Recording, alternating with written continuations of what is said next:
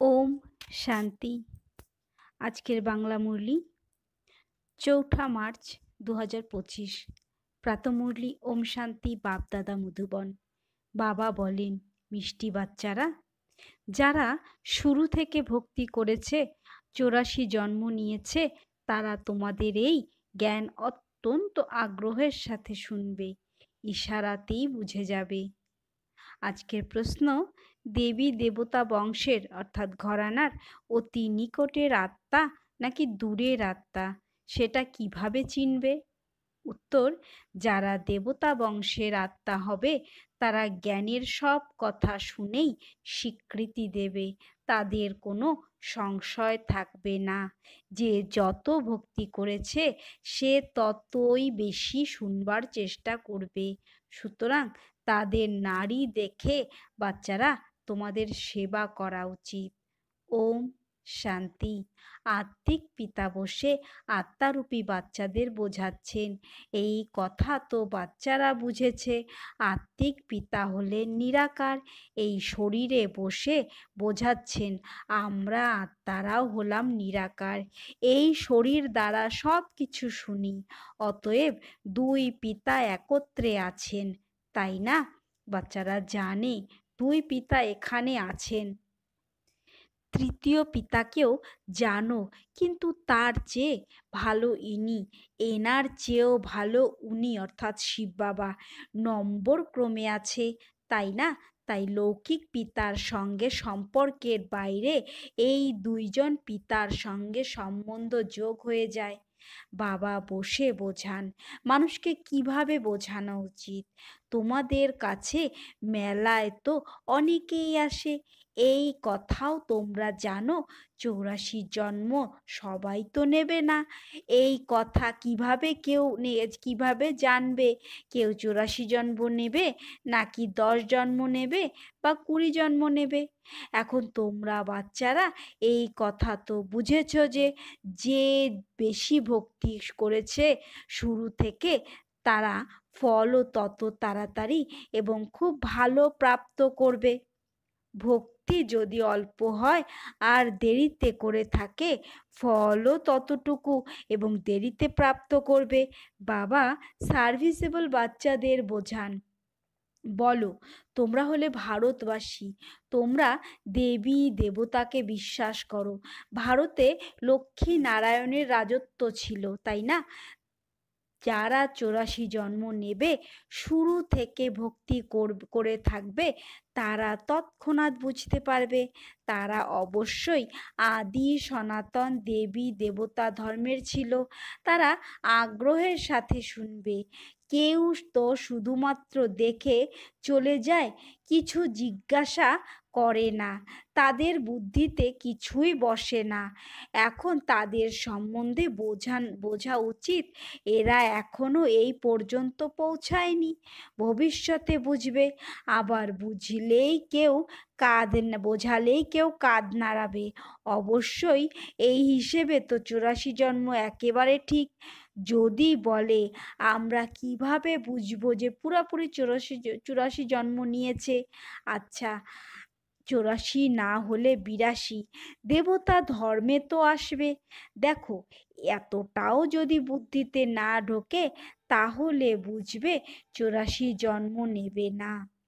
দূরের আত্মা কম শুনবে। যত বেশি ভক্তি করেছে ততই শুনবার চেষ্টা করবে, তাড়াতাড়ি বুঝবে। কম বুঝলে বুঝবে যে দেরিতে আসবে, ভক্তিও দেরি করে করেছে। ভক্তি বেশি করে থাকলে ইশারাতেই বুঝে যাবে।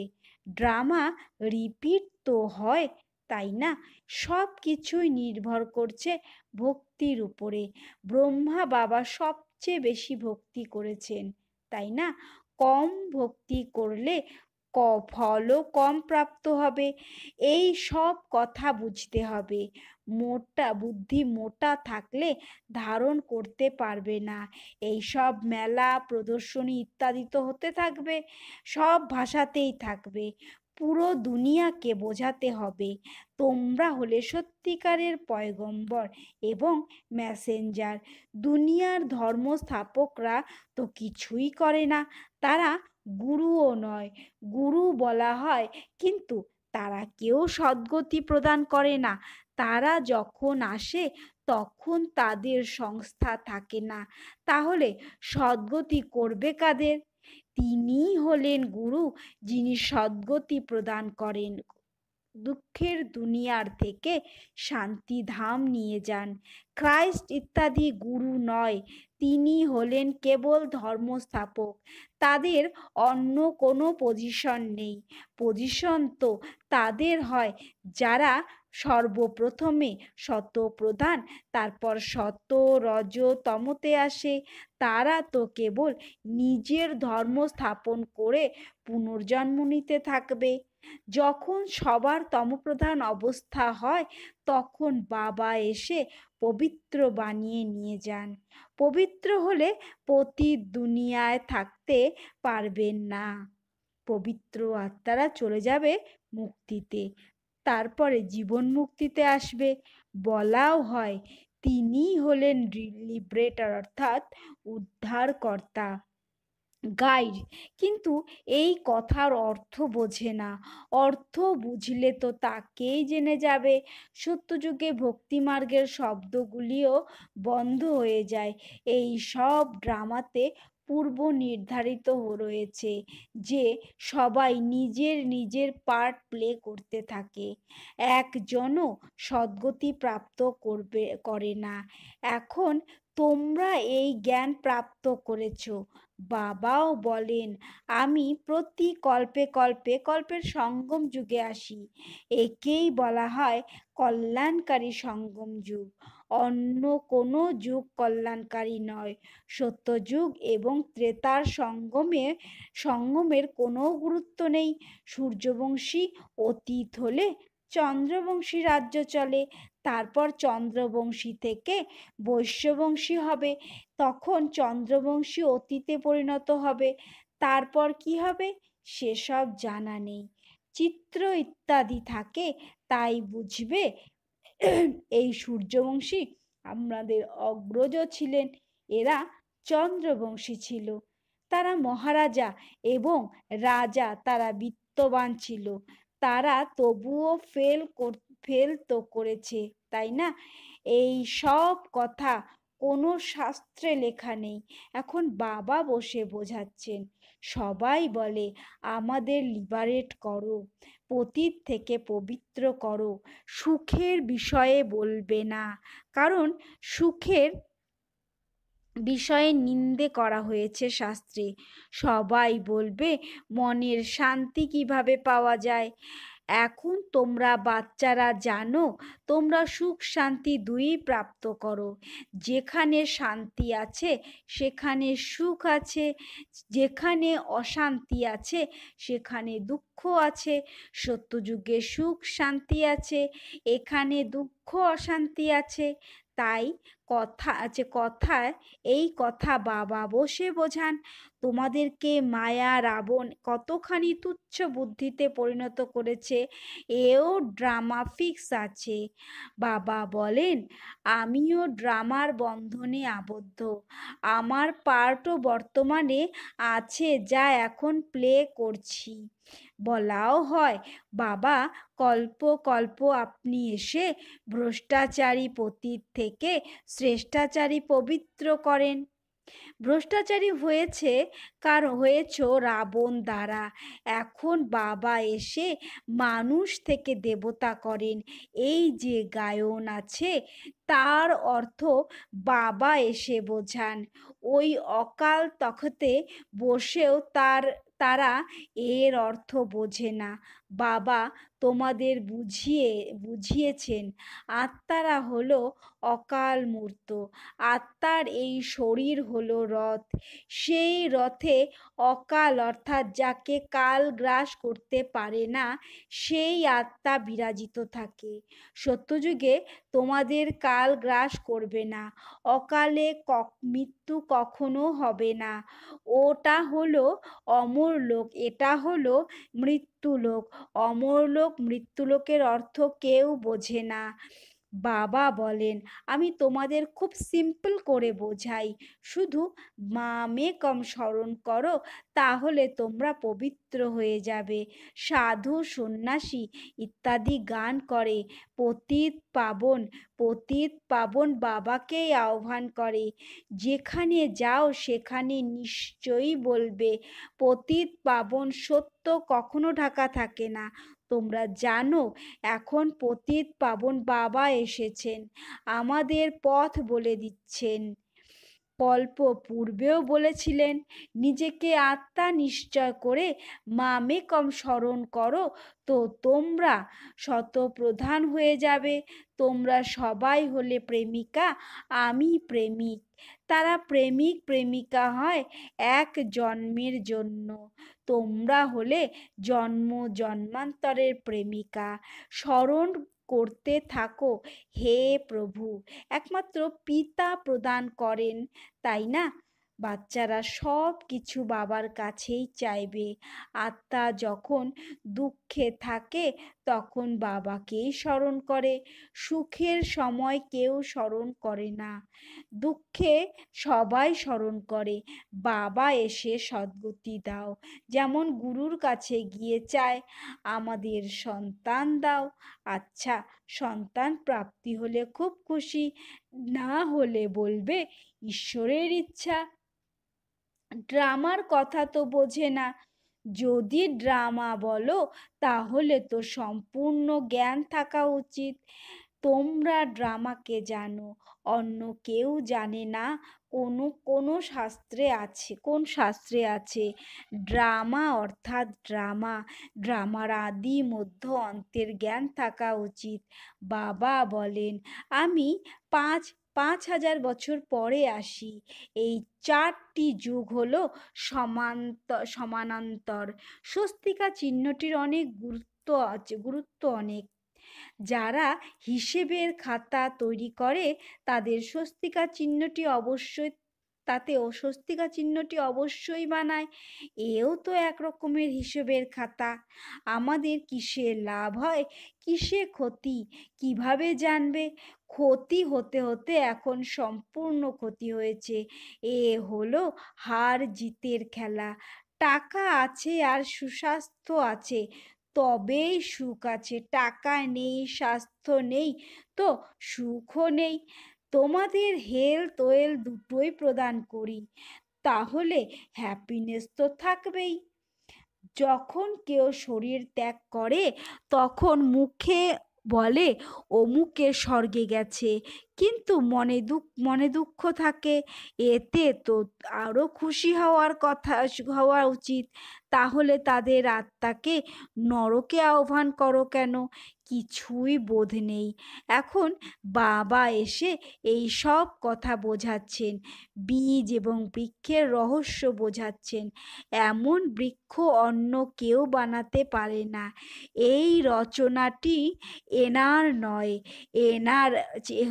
এনার কোনো গুরু নেই। যদি থাকতো তাহলে আরো শিষ্য থাকতো, তাই না? মানুষ এভাবে এনাকে কোনো গুরুর এই শিক্ষা দিয়েছে, অথবা বলে পরমাত্মার শক্তি প্রবেশ করেছে। আরে, পরমাত্মার শক্তি কিভাবে প্রবেশ করবে? বেচারা মানুষরা কিছুই জানে না। বাবা নিজে বলেন, আমি বলেছিলাম আমি সাধারণ বৃদ্ধ দেহে আসি, এসে তোমাদের পড়াই। ইনিও শোনেন, অ্যাটেনশন তো আমার দিকেই থাকে। ইনিও হলেন স্টুডেন্ট। ইনি নিজেকে অন্য কিছু বলে পরিচয় দেন না। প্রজাপিতা তিনিও হলেন স্টুডেন্ট। যদিও ইনি বিনাশ দেখেছেন কিন্তু কিছু বোঝেননি, ধীরে ধীরে বুঝেছেন, যেমন তোমরা বুঝতে পেরেছ। বাবা তোমাদের বোঝান, মধ্যিখানে ইনিও বোঝেন, পড়তে থাকেন। প্রত্যেকটি স্টুডেন্ট পুরুষার্থ করবে পড়াশোনা করার। ব্রহ্মা বিষ্ণু শঙ্কর তো হলেন সূক্ষ্মবতনবাসী, তাদের পার্ট কি তা কেউ জানে না। বাবা প্রতিটি কথা নিজে থেকেই বোঝান। তোমরা কোনো প্রশ্ন জিজ্ঞাসা করতে পারো না। উপরে হলেন শিব পরমাত্মা, তারপরে হলেন দেবতারা। তাদের মিক্স করবে কিভাবে? এখন তোমরা বাচ্চারা জানো বাবা এনার মধ্যে এসে প্রবেশ করেন, তাই বলা হয় বাপ দাদা। বাবা আলাদা, দাদা আলাদা। বাবা হলেন শিব, দাদা হলেন ব্রহ্মা। উত্তরাধিকার শিব বাবার কাছেই প্রাপ্ত হয় ব্রহ্মার দ্বারা। ব্রহ্মার সন্তান হলো ব্রাহ্মণ। বাবা দত্তক নিয়েছেন ড্রামার প্ল্যান অনুযায়ী। বাবা বলেন নম্বর 1 ভক্ত হলেন ইনি। 84 জন্ম নিয়েছেন। শ্যাম ও গৌরবর্ণ এনাকেই বলা হয়। কৃষ্ণ সত্যযুগে গৌরবর্ণ ছিল, কলিযুগে শ্যামবর্ণ হয়েছে। পতিত হয়েছে না, পরে পবিত্র হয়। তোমরাও এমনই হও। এটা হলো আয়রন এজেড ওয়ার্ল্ড, ওটা হলো গোল্ডেন এজেড ওয়ার্ল্ড। সিঁড়ির কথা কারোর জানা নেই। যারা পরে আসে তারা 84 জন্ম নেয়, যারা পরে আসে তারা 84 জন্ম নেয় না, তারা অবশ্যই কম জন্ম নেবে। তাই সিঁড়িতে তাদের দেখানো হবে কিভাবে। বাবা বুঝিয়েছেন সবচেয়ে বেশি জন্ম কে নেবে, সবচেয়ে কম জন্ম কে নেবে। এই নলেজ, এই হলো নলেজ। বাবা হলেন নলেজফুল, পতিত পাবন। আদি মধ্য অন্তের নলেজ শোনাচ্ছেন। তারা সবাই নেতি নেতি বলে গেছে। নিজের আত্মার বিষয়েই কিছু নলেজ তো নেই তো বাবা সম্বন্ধে কিভাবে জানবে? শুধুমাত্র বলার বলে দেয়, আত্মা কি সেসব জানে না। তোমরা এখন জানো আত্মা হলো অবিনাশী, তাতে 84 জন্মের অবিনাশী পার্ট ফিক্স আছে। এত সূক্ষ্ম আত্মায় কত পার্ট ফিক্স আছে? যারা ভালো রীতি শোনে ও বোঝে তাদের বলা হয় কাছের আত্মা। বুদ্ধিতে ধারণ না হলে বলা হয় দেরি করে আসবে। জ্ঞান শোনবার সময় নারী দেখতে হয়। যারা বোঝায় তারা হলো নম্বর অনুযায়ী। তোমাদের এ হলো পড়াশোনা। রাজধানী স্থাপন হচ্ছে। কেউ উঁচু থেকে উঁচু রাজার পদমর্যাদা প্রাপ্ত করে, কেউ তো প্রজায় গিয়ে চাকর বাকর হয়। যদিও হ্যাঁ, সত্যযুগে কোনো দুঃখ থাকে না। একেই বলা হয় সুখধাম স্বর্গ। অতীত হয়ে গেছে, তাই জন্য সবাই স্মরণ করে। মানুষ ভাবে স্বর্গ হয়তো উপরে ছাতে আছে। দিলওয়ারা মন্দিরে তোমাদের সম্পূর্ণ সারণিক উপস্থিত রয়েছে। আদি দেব ও আদি দেবী এবং বাচ্চারা নিচে যোগে বসে আছে। উপরে রাজত্ব রয়েছে। মানুষ তো দর্শন করবে, টাকা রাখবে, বুঝবে কিছুই না। তোমরা বাচ্চারা জ্ঞানের তৃতীয় নেত্র প্রাপ্ত করো। তোমরা সবচেয়ে প্রথমে তো পিতার বায়োগ্রাফি জেনেছ। আর কি চাই? পিতাকে জানলেই সমস্ত কিছু বোধগম্য হয়ে যায়। অতএব খুশি অনুভব হওয়া উচিত। তোমরা জানো এখন আমরা সত্যযুগে গিয়ে সোনার মহল তৈরি করব, রাজত্ব করব। যারা সার্ভিসেবল বাচ্চারা আছে তাদের বুদ্ধিতে থাকবে এ হলো স্পিরিচুয়াল নলেজ, যা আত্মিক স্পিরিচুয়াল ফাদার প্রদান করেন। স্পিরিচুয়াল ফাদার বলা হয় আত্মাদের পিতাকে। তিনিই হলেন সদ্গতি দাতা, সুখ শান্তি উত্তরাধিকার দেন। তোমরা বোঝাতে পারো এই সিঁড়ি হলো ভারতবাসীদের, যারা 84 জন্ম নেয়। তোমরা আসো অর্ধেকে, তো তোমাদের 84 জন্ম হবে কিভাবে? সবচেয়ে বেশি জন্ম হয় আমাদের। এই কথাটি খুব ভালোভাবে বুঝতে হবে। মুখ্য কথা হলো পতিত থেকে পবিত্র হওয়ার জন্য বুদ্ধিযোগ লাগাতে হবে। পবিত্র হওয়ার প্রতিজ্ঞা করে